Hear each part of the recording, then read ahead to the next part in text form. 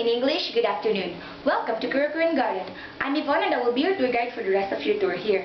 Before we enter the garden, we have to pay 350 yen for the entrance fee. Now, let me tell you first about Kurokuin Garden. Kurokuin Garden is one of the 3 great gardens of Japan and it's the #1 attraction in Okayama Honshu.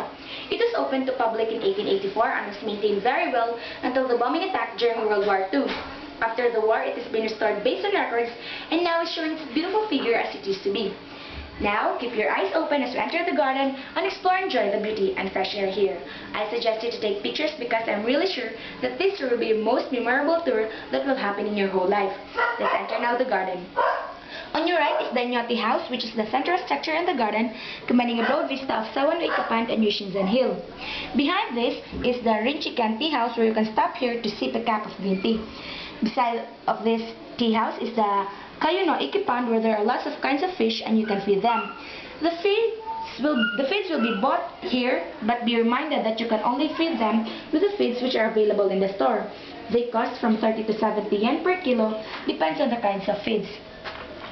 As we walk to our next destination, we will be passing through the beautiful view of greeny surroundings which produce fresh air.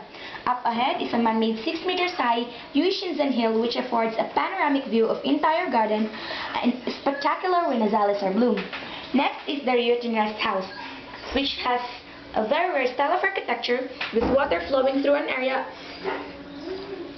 without wall on first floor in the center of its structure. Pebbles with beautiful colors are scattered throughout the stream, which passes through the center of the building. Now you can see another pond. It is Kakuno Iki Pond, and there are also fishes there. As we turn the corner here, you will see the shed and rice field. If you want to ask where the harvested rice go, it is being sold to the rice distributor all over the country. In front of this rice field is the Chasudo Hall.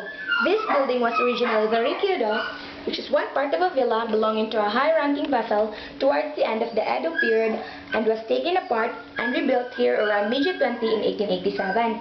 It is also dedicated to Aiza Zinshi, the Okayama-born priest said to have brought tea to Japan from China, from which the building gets the name Chasudo, which means the house of the father of tea.